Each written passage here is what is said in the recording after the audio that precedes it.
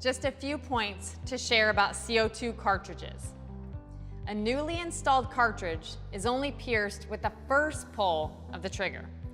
This means that the unit can be stored and ready for use without any worry of the CO2 source bleeding off. A new cartridge is meant to fire a minimum of 5 rounds, but can fire in upwards of 15 rounds.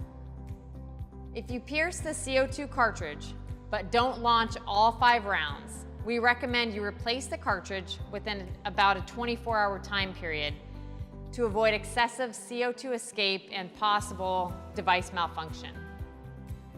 Just remember, the CO2 operating temperature is between 20 and 125 degrees Fahrenheit.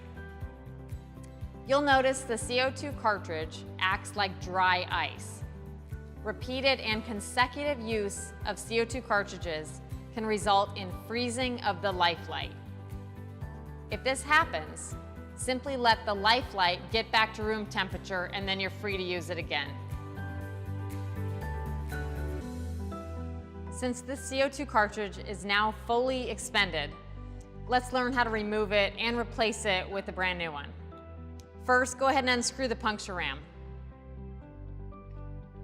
If it's difficult to unscrew, there's likely excess CO2 built up in the life light.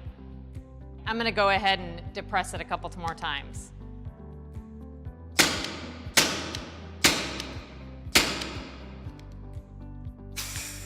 Simply dry fire the unit without the projectiles until the CO2 is completely bled off.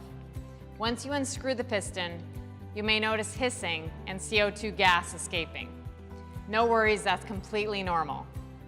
Next, point the launcher down at the ground. Take the life light off safe and simply depress the trigger and the spent cartridge will slide right out.